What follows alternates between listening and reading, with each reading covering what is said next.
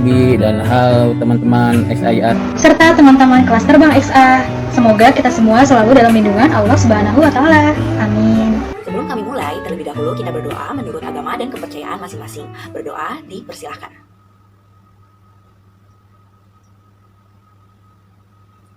Berdoa selesai. Alhamdulillahirrahmanirrahim, kami panjatkan puji syukur kehadirat Allah Subhanahu wa Ta'ala karena dapat bertemu lagi dengan Ibu Feby yang kece luar biasa, Ibu Fajar Bilqis MPD. Alhamdulillah banget kita bertemu lagi pada mata kuliah yang berbeda tentunya ya Bu ya. Video ini dibuat untuk memenuhi tugas mata kuliah Teknologi Informasi dalam BK dengan materi isu etik dan legal teknologi informasi dalam BK. Tentunya dari kami dong ya, kelompok 1 yang beranggotakan 5 orang. Nah, saya sendiri, aduh, Lisa Rosdiana dengan NPM 2019-015-2012. Nah, ini ada teman saya, nih, cekidot. Aduh. Perkenalkan, nama saya Ikan Rahma, NPM 2019-01-5046. Lalu di samping saya ada... Aduh. Saya Arfan Apandi, NPM 2019015-024. Aduh. Ada saya, Novita Indah Wahyuni, NPM 2019-015-00045. Selanjutnya ada siapa lagi ya? Aduh. Hai, nama saya Rahmati Fajri dengan NPM 2019-015-00075. Nah, di sini kami akan menyajikan materi dengan santai, tapi tetap serius ya teman-teman. Mau tahu isi materinya? Check it out. Aduh.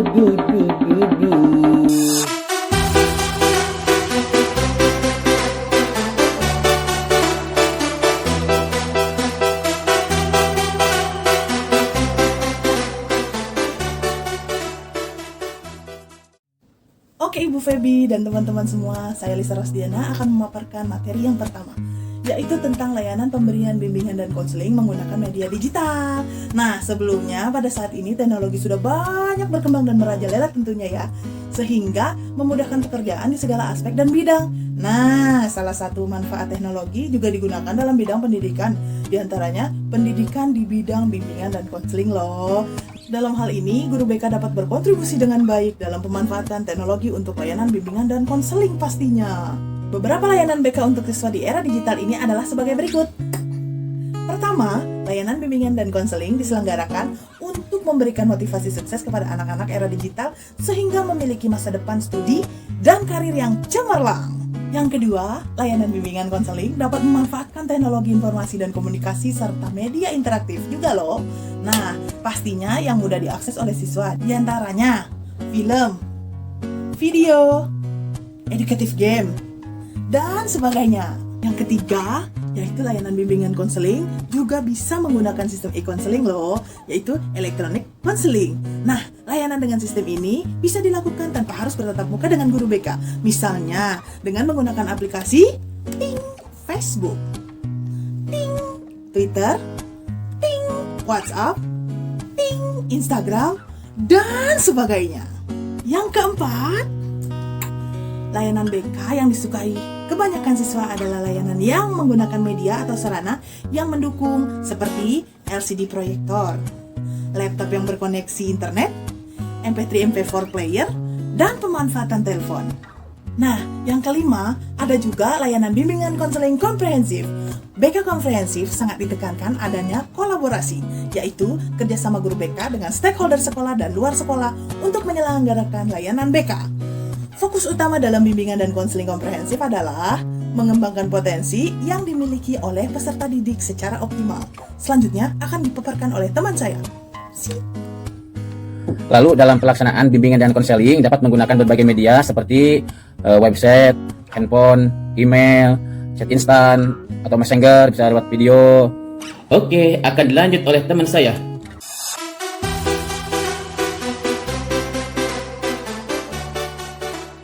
Halo, saya Ikan Rahma akan menjelaskan materi kedua tentang isu etik dan legal teknologi informasi dalam BK. Kita hidup di negara Indonesia, di mana negara Indonesia merupakan negara hukum, dan semua aktivitas yang kita lakukan diatur oleh hukum dan undang-undang, termasuk juga dalam penggunaan teknologi informasi. Kita juga tentunya diatur oleh undang-undang, dan kita harus mematuhi kode etik yang ada. Dalam hal ini kita diatur oleh Undang-Undang Informasi dan Transaksi Elektronik, yaitu Undang-Undang Republik Indonesia Nomor 19 Tahun 2016. Terdapat beberapa perbuatan yang melanggar UU ITE Nomor 19 Tahun 2016. Yang pertama, ada menggunakan informasi pribadi orang lain tanpa seizin pemilik. Pelanggaran ini diatur oleh pasal 26 Undang-Undang ITE Nomor 19 Tahun 2016 yang dapat dianalisis sebagai berikut. Yang pertama, pasal 26 ayat 1 mengatur tentang penggunaan informasi media pribadi di media elektronik harus dilakukan persetujuan orang yang bersangkutan. Pasal 26 ayat 2, setiap orang yang dilanggar haknya dapat mengajukan gugatan. Lalu pasal 26 ayat 3, penyelenggara sistem elektronik wajib menghapus informasi berdasarkan permintaan orang yang bersangkutan. Contohnya seperti apa? Jadi ketika setiap orang punya informasi pribadi masing-masing, tentunya itu harus dijaga privasinya. Dan ketika ada orang lain yang melanggar dan menggunakan informasi pribadi kita tanpa seizin kita, maka dia dapat dijatuhi hukuman berdasarkan undang-undang ini. Contohnya, ketika kita memiliki satu akun Instagram atau Facebook, lalu ada orang lain yang ingin menggunakan informasi pribadi kita, namun itu disalahgunakan. Nah, kita dapat melaporkan orang tersebut kepada pihak yang berwenang, dan orang tersebut juga bisa dikenakan atau dijatuhkan hukuman. Lalu kita sesuai pasal 26 ayat 3 tadi, kita juga bisa meminta untuk menghapus informasi pribadi kita. Lalu pelanggaran yang kedua ada penyadapan. Segala jenis penyadapan diatur dalam Undang-Undang ITE Nomor 19 Tahun 2016 Pasal 31 ayat 1 sampai 3. Pasal 31 ayat 1 berisi tentang penyadapan. Lalu pasal 31 ayat 2 berbunyi tentang setiap orang dengan sengaja dan tanpa hak melawan hukum melakukan intersepsi atas transmisi informasi elektronik dan atau dokumen elektronik yang tidak bersifat publik dari, ke, dan di dalam suatu komputer atau sistem elektronik tertentu milik orang lain, baik yang tidak menyebabkan perubahan apapun maupun yang menyebabkan adanya perubahan, penghilangan, dan atau penghentian informasi elektronik dan atau dokumen elektronik yang sedang ditransmisikan. Lalu di pasal 31 ayat 3 berbunyi ketentuan sebagaimana dimaksudkan ayat 1 dan 2 tidak berlaku terhadap intersepsi atau penyadapan yang dilakukan dalam rangka penegakan hukum atas permintaan kepolisian, kejaksaan, atau institusi lain yang kewenangannya ditetapkan berdasarkan undang-undang. Jadi pasal ini digunakan untuk mengatur segala jenis penyadapan. Jadi kita tidak boleh sama sekali menyadap siapapun itu, kecuali kepolisian, kejaksaan, dan institusi lain yang kewenangannya ditetapkan berdasarkan undang-undang. Di sini maksudnya adalah KPK. Kepolisian, kejaksaan, dan KPK boleh melakukan penyadapan untuk menyelesaikan suatu perkara. Lalu pelanggaran yang ketiga yaitu mendistribusikan asusila. Dalam hal ini, dalam menggunakan teknologi informasi, kita tidak boleh yang namanya melakukan mendistribusikan asusila. Ini juga diatur dalam Undang-Undang ITE Nomor 19 Tahun 2016 Pasal 45 ayat 1 yang berbunyi, setiap orang yang dengan sengaja dan tanpa hak mendistribusikan atau mentransmisikan dan atau membuat yang diaksesnya informasi elektronik atau dokumen elektronik yang memiliki muatan yang melanggar kesusilaan sebagaimana dimaksudkan pasal 27 ayat 1 dipidana dengan pidana penjara paling lama 6 tahun penjara dan denda paling banyak 1 miliar rupiah. Oh, jangan ya. Jadi ini sudah banyak sekali kasus yang terjadi tentang pendistribusian asusila. Contohnya seperti yang baru-baru ini terjadi tentang video seorang artis, kita bisa sebut si Gisel, yang video asusilanya menyebar dan dia dipanggil oleh pihak yang berwenang. Pelanggaran yang keempat yaitu mendistribusikan perjudian. Segala jenis perjudian diatur oleh pasal 45 ayat 2 Undang-Undang ITE Nomor 19 Tahun 2016 yang berbunyi setiap orang yang sengaja dan tanpa hak mendistribusikan atau mentransmisikan, membuat diaksesnya informasi elektronik dan dokumen elektronik yang bermuat perjudian itu dipenjara paling lama 6 tahun dan denda paling banyak 1 miliar rupiah. Segala jenis perjudian, contohnya apa? Contohnya seperti perjudian online yang sudah banyak beredar sekarang. Lalu, sabung ayam juga termasuk dengan perjudian. Jangan sampai kita melakukan hal seperti itu ya. Yang kelima, Pelanggaran yang sering terjadi ialah penghinaan dan pencemaran nama baik. Hal ini diatur dalam pasal 45 ayat 3 Undang-Undang ITE nomor 19 tahun 2016 yang berbunyi, setiap orang yang dengan sengaja dan tanpa hak mendistribusikan dan atau mentransmisikan atau membuat diaksesnya informasi elektronik dan dokumen elektronik yang memiliki muatan penghinaan atau pencemaran nama baik ini dipenjara paling lama 4 tahun dan denda paling banyak 750 juta rupiah. Oh, harus berhati-hati ya, terutama jari-jari kalian harus digunakan dengan baik, karena ketika kita melakukan penghinaan atau pencemaran nama baik, biasanya netizen yang budiman. Kita harus menjadi netizen yang budiman. Jangan sampai jari-jari kita membawa kita ke dalam sel, dan kita juga harus bertanggung jawab atas semua yang kita lakukan. Oke, materi selanjutnya akan dijelaskan oleh rekan saya. Novita akan membantu membahas mengenai pelanggaran-pelanggaran dalam Undang-Undang ITE nomor 19 tahun 2016. Nah, yang keenam ada pemerasan atau pengancaman. Misalnya, sebuah keluarga ditelepon oleh seorang penculik yang anaknya disekap. Nah, kemudian penculik itu minta uang tebusan puluhan juta. Nah, ini tentunya kriminal via elektronik ya. Yang mana pemerasan dan pengancaman ini diatur tentunya pada pasal 27 ayat 4 Undang-Undang ITE yang berbunyi, setiap orang yang dengan sengaja dan tanpa hak mendistribusikan dan atau mentransmisikan dan atau membuat dapat diaksesnya informasi elektronik dan atau dokumen elektronik yang memiliki muatan pemerasan dana atau pengancaman. Nah, ini tentunya disinggung dengan pidana penjara paling lama 6 tahun atau denda paling banyak 1 miliar. Nah, selanjutnya yang ketujuh ada penyebaran berita hoax, berita bohong maksudnya. Yang udah nih kasus berita bohong yang ada di Kota Depok, yaitu babi ngepet. Nah, ini tentunya menggegerkan warga dunia maya, netizen, sampai sebenarnya ini bikin simpang siur nih antara benar dan tidak, bikin orang-orang juga bertanya-tanya ini benar apa enggak gitu secara di Kota Depok. Tapi pada akhirnya berita itu tidak terbukti benar. Nah, inilah penyebaran berita bohong ini diatur dalam pasal 45A. Nah, ayat 1 yang berbunyi, setiap orang yang dengan sengaja dan tanpa hak menyebarkan berita bohong dan menyesatkan sampai mengakibatkan kerugian konsumen dalam transaksi elektronik, ini disinggung denda 1 miliar dan atau penjara paling lama 6 tahun. Nah, kemudian ada menyebutkan kebencian yang berdasarkan fakta. Kasusnya ini seperti Pak Ahok. Nah, beliau ini terkena jerat pidana karena mengucapkan kebencian, menyampaikan kebencian unsur sara. Nah, ini tentunya diatur pada pasal 45A ayat 2, yaitu bahwa setiap orang yang dengan sengaja dan tanpa hak menyebarkan informasi yang ditujukan untuk menimbulkan rasa kebencian atau permusuhan individu, baik kelompok masyarakat, suku, agama, ras, antar golongan, itu dipidana paling lama 6 tahun atau denda 1 miliar gitu. Nah, kemudian yang terakhir ada ancaman kekerasan atau menakut-nakuti.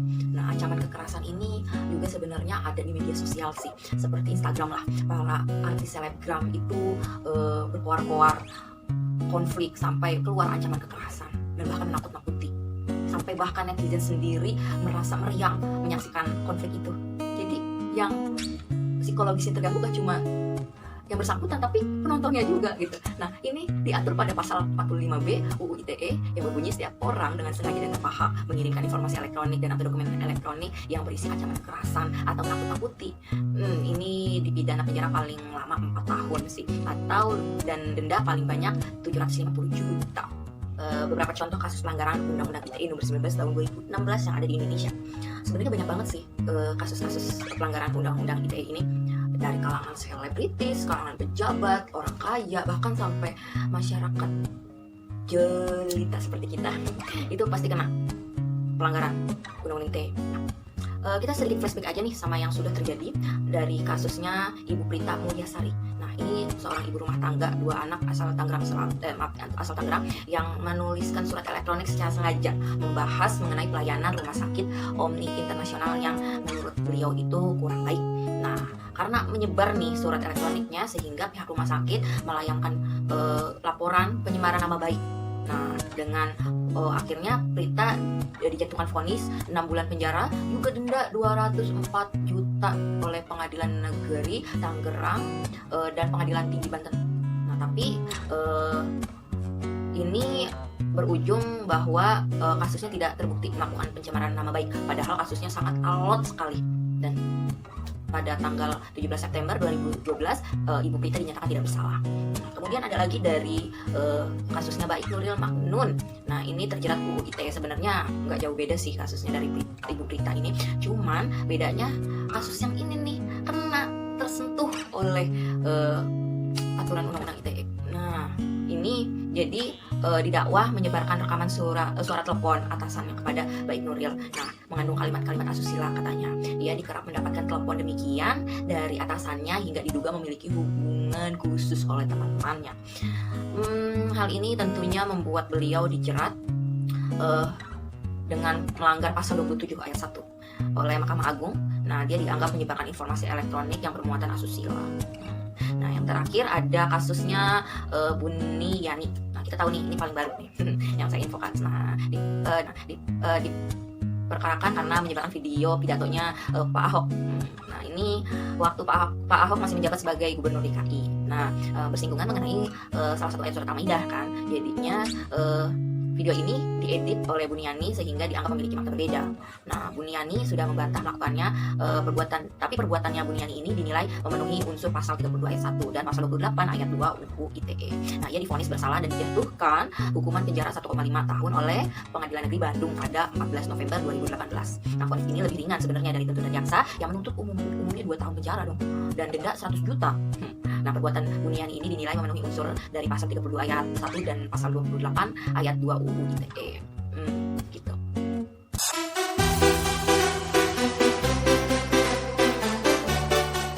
Nah, oke, kali ini dengan saya Rahmat Fajri, saya di sini akan menjelaskan materi tentang memaksimalkan teknologi sebagai sarana produktif BK.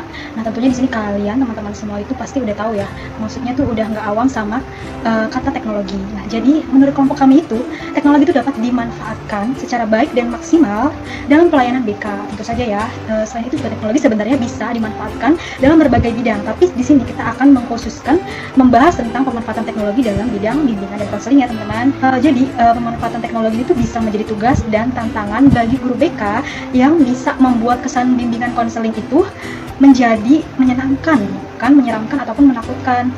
Karena seperti persepsi yang sudah menempel atau sudah tertanam pada masyarakat itu BK bimbingan konseling itu sangat menyeramkan ya teman-teman. Jadi pemanfaatan teknologi ini tuh bisa meningkatkan juga produktivitas dalam segala bidang, terutama pada bidang bimbingan dan konseling.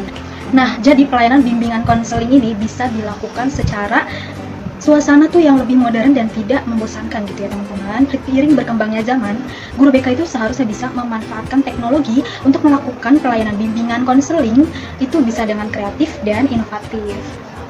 Nah teman-teman, mau tahu nggak sih contoh-contoh supaya kita itu bisa tetap melaksanakan pelayanan bimbingan konseling, atau apa aja sih pemanfaatan teknologi dalam melakukan pelayanan bimbingan konseling? Nah, jadi salah satunya adalah kita bisa melaksanakan asesmen kebutuhan bimbingan konseling itu dengan menggunakan Google Form atau Microsoft Excel supaya bisa lebih tersusun dengan rapi dan mengurangi penggunaan kertas gitu ya teman-teman. Karena kan kalau kayak gitu tuh bisa aja tuh data-datanya tuh hilang. Jadi bisa menggunakan Google Form ataupun Microsoft Excel.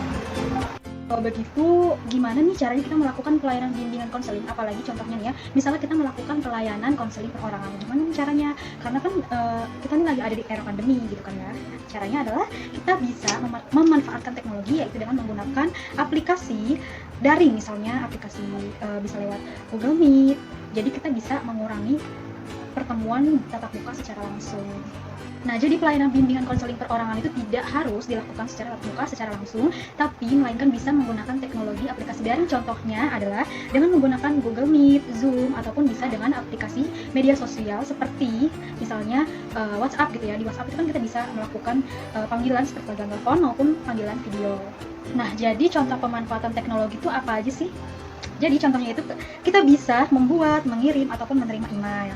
Juga kita bisa mengobrol lewat chatting, bisa lewat video call, ataupun video call yang udah tadi aku jelasin ya guys. Misalnya aplikasi media sosial WhatsApp, kalian pasti kan udah nggak awam kan sama aplikasi itu, chattingan, teleponan, maupun video callan, ya kan? Nah, kita bisa memanfaatkan teknologi itu untuk melakukan pelayanan bimbingan konseling. Oke, selanjutnya di sini aku juga akan memberikan contoh aplikasi non internet, yaitu ada yang pertama di sini ada word processor. Di sini itu aplikasi ini digunakan untuk menata kearsipan, surat menyurat, digunakan untuk marketing, digunakan untuk publikasi penelitian. Yang kedua itu ada spreadsheet. Nah, kalian pasti udah nggak asing lagi kan sama aplikasi non internet yang satu ini, karena kita juga sering menggunakan ini ya, bisa dibilang sering karena absen kita menggunakan spreadsheet ini ya teman-teman. Jadi spreadsheet ini itu untuk tata kearsipan juga, lalu untuk data organisasi, lalu untuk informasi klien dan penelitian. Nah, yang ketiga itu ada software. Jadi software ini tuh bisa digunakan untuk pelatihan keterampilan untuk profesionalitas dan klien. Nah, lalu informasi, bantuan diri sendiri, marketing, lalu manajemen kantor, sumber referensi, dan catatan kasus. Nah, kalau untuk pemanfaatan teknologi dalam bidang bimbingan konseling itu bisa, misalnya maunya tuh yang menggunakan internet gitu ya, kita juga bisa membuat blog untuk pemanfaatan keperluan bimbingan dan konseling. Misalnya kita membuat blog itu apa sih, kita tuh mengupload informasi-informasi tentang layanan bimbingan konseling, itu juga bisa digunakan ya. Jadi siapapun bisa mencari informasi lewat blog tersebut. Nah, oke teman-teman, jadi aku juga akan ngasih contoh aplikasi atau program yang sudah diterapkan di Indonesia. Apa aja sih? Pengen tahu? Pengen tahu? Oke ya, aku kasih contohnya beberapa. Check it out. Nah, yang pertama adalah contoh program yang sudah dikembangkan di Indonesia itu adalah ini ya, namanya itu SPSS, itu dikembangkan oleh Sutrisno Hadi. Jadi aplikasi ini itu untuk pengolahan data statistik.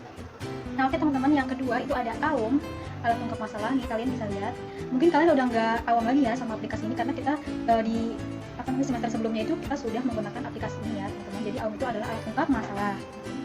Yang ketiga itu contoh aplikasi yang sudah dikembangkan, ada yang namanya itu ATP. ATP itu adalah untuk menganalisis tugas perkembangan. Jadi itu beberapa contoh aplikasi yang sudah dikembangkan di Indonesia ya teman-teman. Sekian video penjelasan dari kami. Semoga bermanfaat dan bisa mendapatkan nilai yang bagus dari November. Satu pamit. Wassalamualaikum warahmatullahi wabarakatuh. Aduh.